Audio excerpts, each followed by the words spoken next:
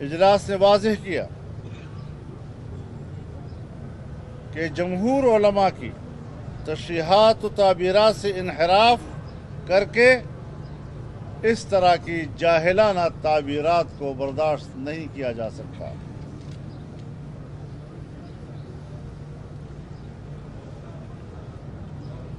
All parties conference کے انعقاد کے لیے حالیہ کوششوں کو مرکزی مجلس شورا نے سراہا اور آئین اور جمہوریت کے استحکام کے لیے ملک کی سیاسی قیادت کو متحدہ کردار ادا کرنے کی ضرورت پر زور دیا۔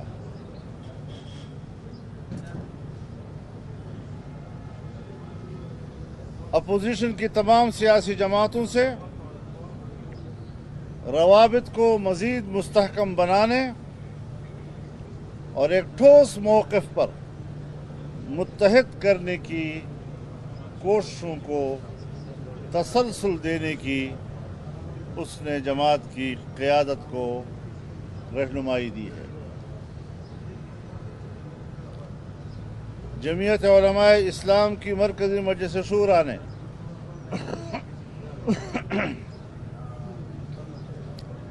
دہشت گردی کے خلاف جنگ کے گزشتہ 18 سالوں کے بیانیے کو فرسودہ قرار دے دیا ہے۔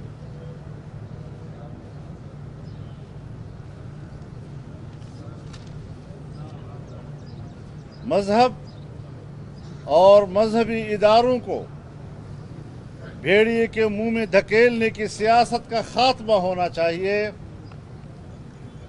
تم نے عالمی مارکیٹ میں مذہب اور مذہبی ادارے اور مذہبی شخصیات اور مذہبی فکر اور تہذیب کو جس طرح بیچا ہے، نتائج کے لحاظ سے آج پوری دنیا اپنے اس بیانیے کا مذاق اڑا رہی ہے۔ ہم پاکستان میں اس بیانیے کو تبدیل کرنا چاہتے ہیں اور نیشنل ایکشن پلان کی جگہ پر ایک نیشنل اکنامک پلان کا منصوبہ بندی ہونی چاہیے تاکہ ہم اس بین الاقوامی ایجنڈے کی آنکھیں بند کر کے پیروی کرنے کی بجائے اپنے ملک کی معیشت کو بہتر کریں۔ لیکن یہ واضح کر دینا چاہتے ہیں کہ اس اہم ایجنڈے کی اہلیت موجودہ حکمرانوں میں نہیں ہے۔ قوم کو عصر نو ایک حقیقی قیادت کا انتخاب کرنا ہوگا تاکہ وہ اس عظیم مقصد کو حاصل کرنے کی صلاحیت کا حامل ہو۔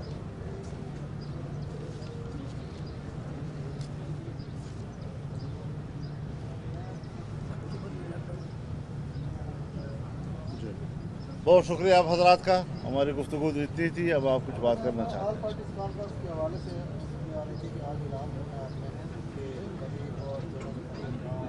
اس حوالے سے میرے خیال میں اگر آپ کو کوئی ایسی اطلاع آ رہی تھی تو ہمارے پاس کوئی علم نہیں ہے، ہم ابھی مشاورت کا سلسلہ جاری رکھیں۔ سلمان صاحب یہ بتائیے گا کہ آپ نے ابھی معیشت جو ملکی معیشت ہے اس پر اپنے تحفظات کا اظہار کیا ہے۔ آج چیف جسٹس آف پاکستان نے بھی ایک خطاب کیا، اس میں ان کا یہ کہنا تھا کہ معیشت ہے اس سے کوئی اچھی خبریں نہیں آ رہی، نہ ہی پارلیمنٹ سے کوئی اچھی خبریں آ رہی ہیں۔ تاہم ان کا یہ کہنا تھا کہ پاکستان کی جو عدلیہ ہے وہاں سے اچھی خبریں سننے میں آ رہی ہیں، اس پر کیا کہیں گے؟ میں نے یہ بیان سنا نہیں ہے، میں ذرا سن کے پڑھ کے پھر اس کے بعد اس پر رد عمل دوں گا۔ مولانا صاحب، آج وزیر داخلہ نے کہا ہے کہ لاک ڈاؤن کی جو باتیں کر رہے ہیں وہ فیض آباد کا جو پل ہے وہ کراس کر کے دکھائیں تو امام کو مار کریں گا۔ بس یہی کافی ہے۔ جی پیپلز پارٹی آج مریم نواز نے ایک میڈیا ٹاکس میں اس بات کا بتایا کہ جب مریم نواز اور بلاول کی ملاقات ہوئی تھی تو ان ہاؤس حکومت کی تبدیلی پر بات ہوئی تھی، جبکہ ملین مارچز میں نے جہاں تک مشاہدہ کیا ہے تو اس میں حکومت کے خاتمے کی بات ہو رہی ہوتی ہے۔ جب اے پی سی کے لیے اتفاق ہوگا تو آپ کا اپنا رخ کس سائڈ پہ ہوگا، ان ہاؤس تبدیلی کی طرف یا या हुकूमत के खात्मे की तरफ? देखिए, आल पार्टीज कॉन्फ्रेंस मुल्क की मजमूई सियासी सूरत हाल पर गौर करेगी और उसके लिए एक मुश्तरका हिकमत अमली बनाएगी। ताहम मिलियन मार्चेस का जो सिलसिला मुत्तहिदा मजलिस अमल की जमातों के ताउन से हमने शुरू किया था, वो अपनी जगह बरकरार रहेगा और उसका एजेंडा भी बरकरार रहेगा। आपने कहा है कि लॉकडाउन की वजह से इस्लामाबाद और उसके लिए कमेटी जो तश्कील दी गई, आपके साथ कौन होंगे इसमें? पूरा कौम होगी, पूरी कौन कौन सी पार्टी है इसमें? पूरा मुल्क आएगा इंशाअल्लाह, पूरा मुल्क आएगा। आप बेगम रहें, इस किस्म के सवालात करके आप ये तासुर देना चाहते हैं कि खुदा जाने उनके साथ कौन आएगा। आप देखेंगे कि इस्लामाबाद की गली कूचों में जगह नहीं मिलेगी आपको।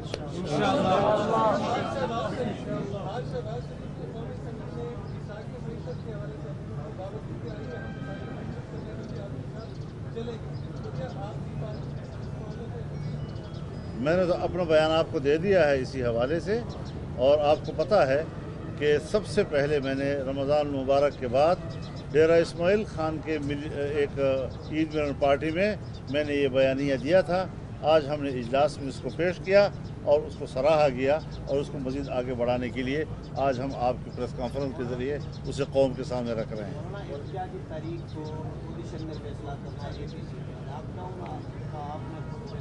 इंशाल्लाह वो भी शरीक होंगे, उनको एतमाद में लेकर ही आगे चलना है इंशाल्लाह। कोई ऐसा मसला नहीं।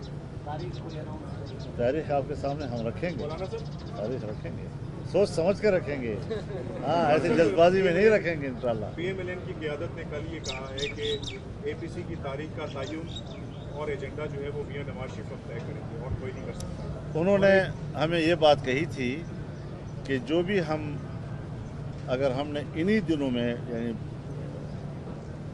जून के आखिरी अशरे में कोई तारीख मुतय्यन करनी है, तो हमें इतना वक्त दिया जाए कि हम मियां नवाज शरीफ साहब जो उनके कायद हैं उनको एतमाद में लेकर फिर आपको बताएं।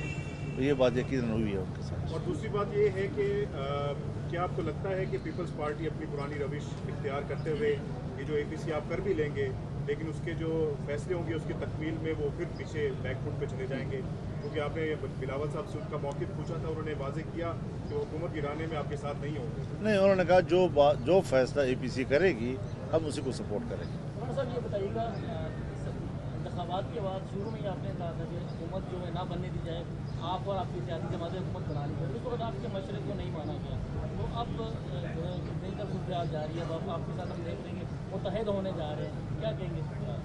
तो ज़ाहिर है जी कि हमने जो इब्तिदा में मशवरे दिए थे वो आम उसूलों के मुताबिक हैं। मिसाल के तौर पर जब आपने 25 जुलाई 2018 के इलेक्शन के बाद एक हफ्ते के अंदर अंदर एक मुत्तफ़िक़ा बयानिया तय किया कि धांधली हुई है, इलेक्शन में बदतरीन धांधली हुई है, हम इस इलेक्शन के नताइज को तस्लीम नहीं करते, इलेक्शन कमीशन मुनसिफाना इलेक्शन देने में नाकाम हो गया, उसको मुस्ताफ़ी हो जाना चाहिए, दोबारा इलेक्शन का मुतालबा किया गया और दोबारा मुनसिफाना इलेक्शन के लिए इत्तेहाद का जो नाम तजवीज़ किया गया वो भी alliance for the free and fair election था। उस बयानिए को तय करने के बाद उसका तकाजा ये था कि अब जब आम आदमी को और कौम को आपने अपने साथ इस बयानिए के साथ लेके चलना है, तो ज़ाहिर है कि आपने उस पर उनको एतमाद में लेना है, उनके दिलो दिमाग में इस बात को रचाना है, उनके मौक़िफ़ को लेकर आपने उनको तहरीक के लिए आमादा करना है। तो हमने उस वक्त कहा था कि आप हल्फ ना उठाएं, आप हुकूमत साजी के मराहल में शरीक ना हों। जब हमारी बात नहीं मानी गई तो आपने देखा कि आम आदमी के दिलो दिमाग से वो महवा हो गया। फिर जमीयत उलमा इस्लाम ने या मजलिस अमल ने तन्हा कौम के सामने उस बयानिए को ज़िंदा रखा। तो आज एक नया बयानिया सामने आया कि मईशत भी तबाह हो गई, गरीब आदमी पर कोहे गिरां की तरह महंगाई गिरी है और एक नया बहरान मुल्क के अंदर पैदा हो गया है। तो उस पहले मौक़िफ़ को और आज इस दूसरे बयानिए को, इस पे एक इम्तिजाज पैदा करके APC में एक नई हिकमत अमली की तरफ हमें जाना। ये बताएं कि माजी में हमने देखा कि मुख्तलिफ सियासी जमातें वक्त वक्त पे मसलियत का शिकार भी होते हैं।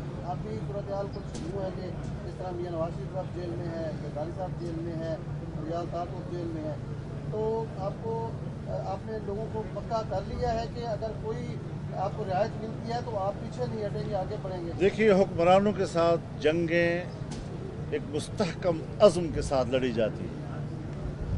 जब भी आप अपने मौक़िफ़ में कोई ढिलमिल यकीन बनने की कोशिश करते हैं, कोई कमज़ोरी दिखाते हैं, तो इसका फ़ायदा फिर हुक्मरान को जाता है। अगर हम किसी मसलहत का शिकार हो, अगर हमने अपने ज़ाती या पार्टी के मखसूस मफादात को सामने रख कर हिकमत अमली बनाई, तो फिर शायद हम कौम को जो वादे कर चुके हैं, कौम के साथ जो हमारी एक कमिटमेंट है, आम आदमी के वोट के जो हक़ का मसला है, उसके रोज़गार का जो मसला है, फिर शायद हम वो मकासद हासिल ना कर सकें।